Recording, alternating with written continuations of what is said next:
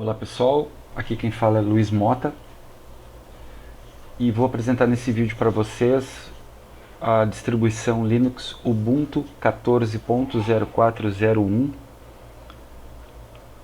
e vou dar uma panorâmica dessa distribuição e vou conversar com vocês a respeito de por que eu utilizei, por que eu decidi que essa vai ser a minha distribuição padrão a partir de então. Só para me apresentar um pouquinho, eu uso Linux desde 2002, 2001, 2002 mais ou menos, e desde então eu me considero um rato de distribuições. Sempre estou experimentando, sempre estou testando, já utilizei várias distribuições, inclusive dei uma palestra chamada Minha Vida e as Distribuições no Free Software Day, Freedom Day, aliás, que teve aqui no Rio Grande do Sul. Eu moro em Porto Alegre, sou gaúcho.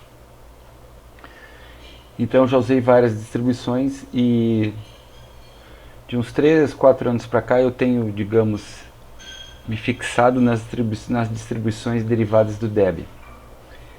Bem, e adotei agora o Ubuntu 14.0401 LTS. O que significa o LTS? O LTS significa Long Term Support, ou seja, essa distribuição ela tem o suporte dessa versão até 2019, mais ou menos. E o que significa ter suporte? Significa que os repositórios estarão ativos e atualizados até aproximadamente 2019, 2020 por aí. Existe uma tendência das distribuições Linux serem de suporte de longo tempo, porque embora as atualizações elas sejam necessárias em todos os sistemas operacionais, me parece, posso estar errado, que o usuário de Linux ele meio que fica confortável porque é um sistema operacional que não é tanto alvo de vírus, de trojans, etc. Mas atualizações são recomendáveis em todo o sistema operacional e elas devem ser feitas. No Linux é barbada, a gente tem o gerenciador de atualização que daqui a pouco aparece aí dizendo que houve uma atualização para o sistema e por aí vai. Bom, mas por que o Ubuntu? Antes de falar sobre o Ubuntu, eu tenho um comentário a fazer sobre essa questão das distribuições no Linux, né? Se a gente olhar lá pelo DistroWatch, a gente vê que tem centenas de distribuições de Linux, né?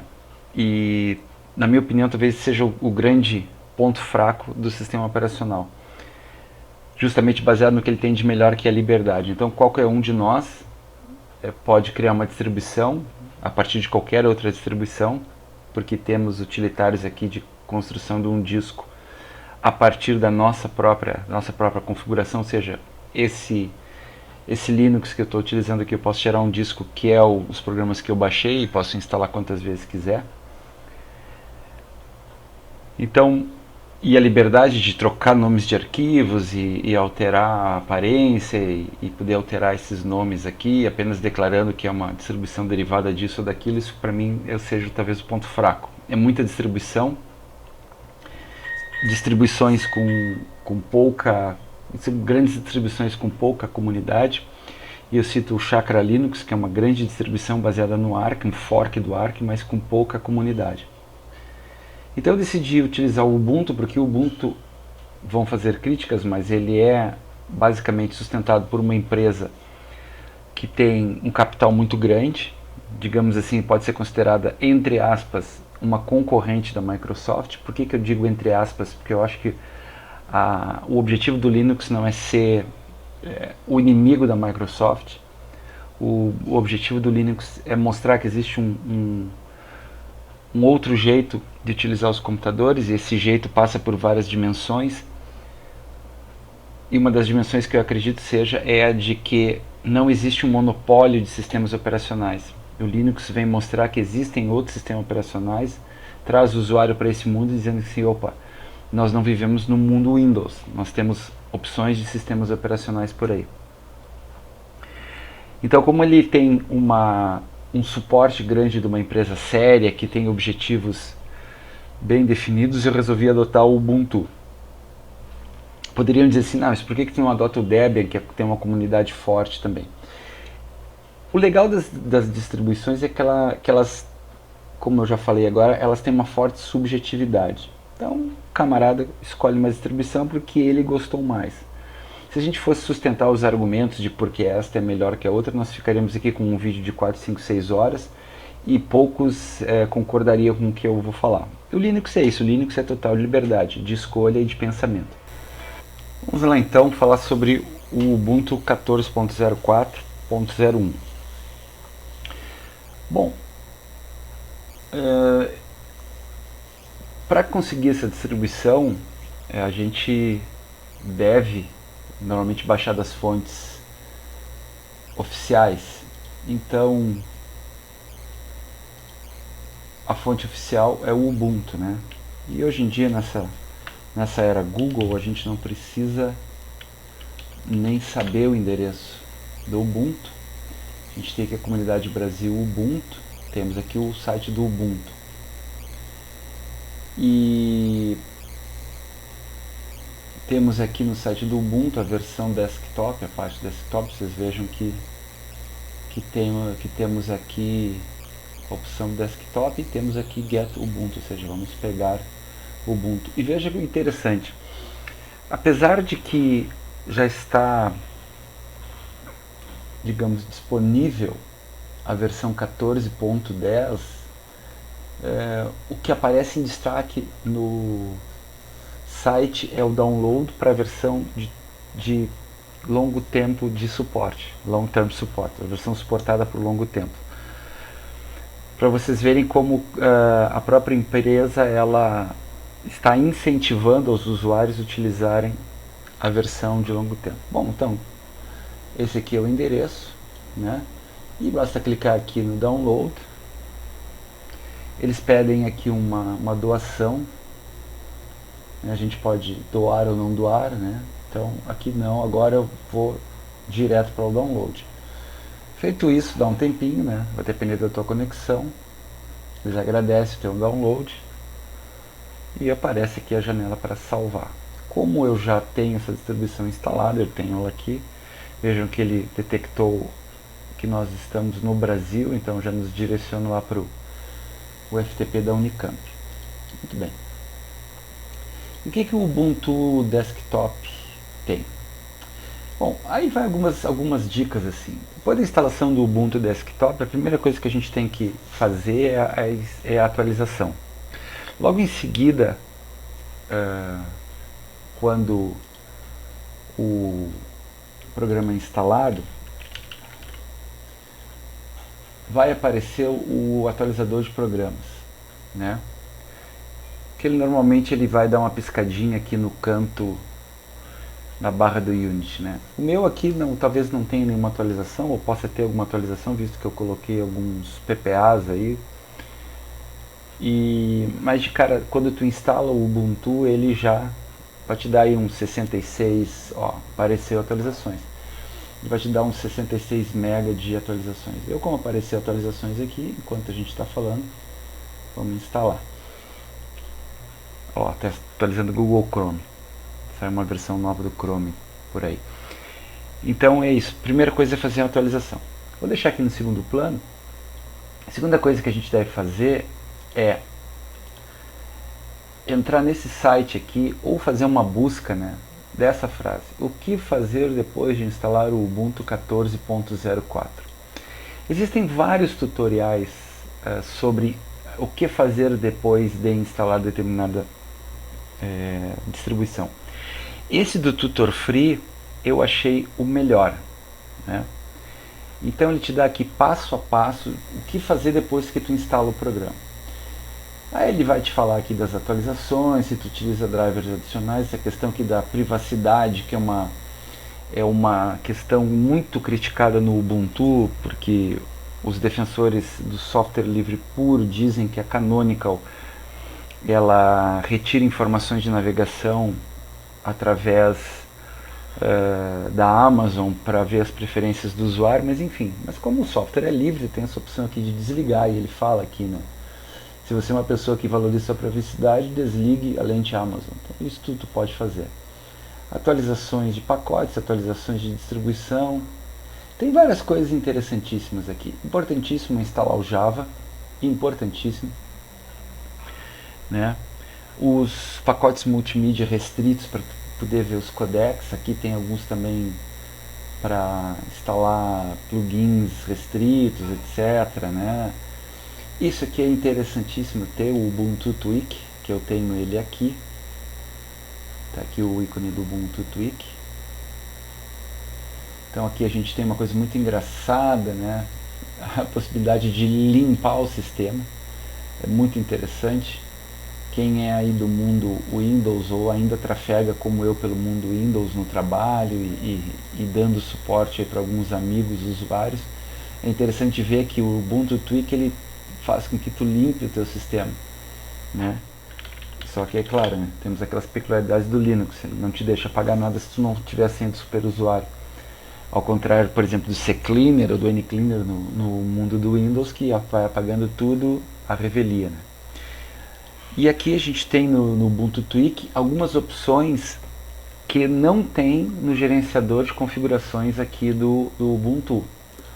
Aqui o gerenciador é configurações de sistema nativo, né, que tem várias opções, enfim. E aqui é o gerenciador do Ubuntu Tweak. Bom, alguém deve estar olhando assim, nossa, como é que esse cara colocou essa cor aí?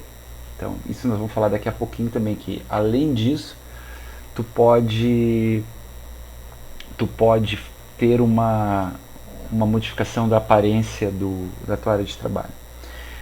Vale a pena dizer aqui que a distribuição Mint, que é um fork, é um derivado do Ubuntu, ela já tem no seu gerenciador de configurações algumas opções que só nós temos no Ubuntu se instalarmos o Ubuntu Tweak.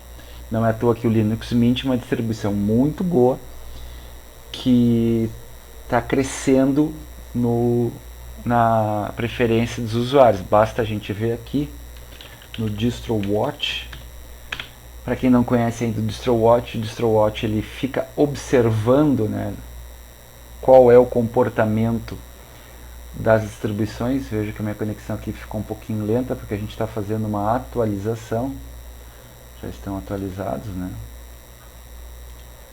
Já estamos atualizados, mas parece que ele não achou DistroWatch. DistroWatch.com. Foi direto. Então aqui no lado direito do DistroWatch tu vê aqui qual é o ranking de visitas das distribuições. Então tu tem o Mint em primeiro lugar, o Ubuntu em segundo lugar e o Debian em terceiro lugar. Vejam que as distribuições baseadas em Debian e o Debian estão liderando o ranking. Logo após, vamos dizer assim, as distribuições baseadas em Red Hat, o OpenSUSE, o Fedora, o CentOS e o Mageia. O Mageia, para quem não sabe, é um fork, é uma derivação do Mandriva, que foi aquela junção da Mandrake com a Conectiva. Então vocês vejam aí que a gente tem várias distribuições. E vejam aqui, é interessante visitar o site, porque no dia 3 de janeiro, ou seja, hoje, 3 de janeiro de 2015, que é a data onde estou gravando este vídeo, acabou de sair uma distribuição chamada Corora. Saiu uma nova versão do Simplicity. Saiu um kernel do Android. No dia 1º de janeiro saiu o Zivina OS, o Deepin e por aí vai. É muito interessante olhar isso aqui porque tu tem distribuição para tudo. E tem aquelas muito engraçadas, né? Ubuntu versão católica, Ubuntu versão demoníaca, enfim, é uma fauna. Por isso que eu acho, como eu tinha dito agora há pouco, que não é somente a liberdade de tu usar um sistema operacional com código aberto, é uma liberdade da mente também. Bom, então, os passos: baixar o Ubuntu, fazer as atualizações, vir aqui no site do Tutor Free, por exemplo, ou qualquer outro que diga o que tu tem que fazer após a instalação do Ubuntu. Bom, todos os programas que tu precisar depois, tu tem aqui na central de programas do Ubuntu. e eles estão divididos por categorias, né? Tem todas as categorias aqui, né? Eu estou me ligando muito aqui nas ferramentas de desenvolvedor, tem tudo, né? Temos os jogos também, né? Bastante coisa de jogos, né? Temos, como é uma store, tu tem coisas gratuitas e coisas pagas, né? E dos mais diversos valores, né? Que é uma tendência mundial dos sistemas operacionais, e o último que aderiu a isso foi a Microsoft. Porque tu pode buscar um programa, né? Tipo Skype, que tem para baixar no site, mas aqui também vai ter, né? Temos aqui e tal. Bom, mudança da aparência.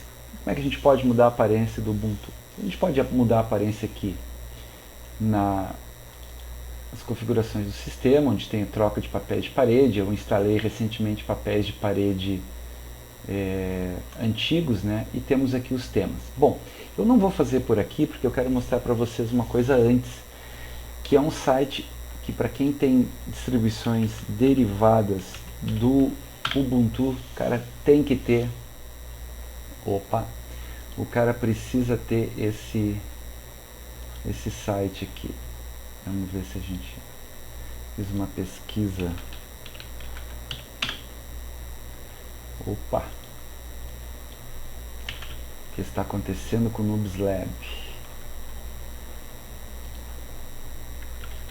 Mas é um site de tutoriais. A única coisa ruim é que ele está em inglês, mas desculpa, temos o Google Tradutor, né, noobslab.com. Esse site aqui, ele é fundamental, tanto que ele está aqui já marcado nos meus favoritos.